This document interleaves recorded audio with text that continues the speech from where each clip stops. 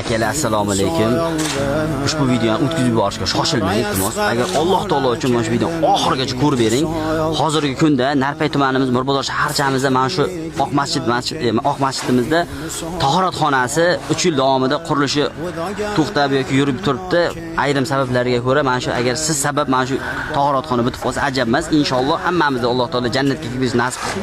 Pastda karta raqamlar bo'ladi. Ana shu karta raqamlarga xohlagancha, qo'ldan kelgancha 5 mingdir, 10 ming, 100 ming, million kim xohlasa qancha tashlash majburiy emas. Faqatgina agar videoni agar sizga tashlash imkoniyati bo'lmasa, videoni oxirigacha ko'rib, like bosib, kommentariya qo'yib, videoni pul ihson qiladigan do'stingizga, tanishingizga yuborib qo'ysangiz bo'ladi. Domilla biroz.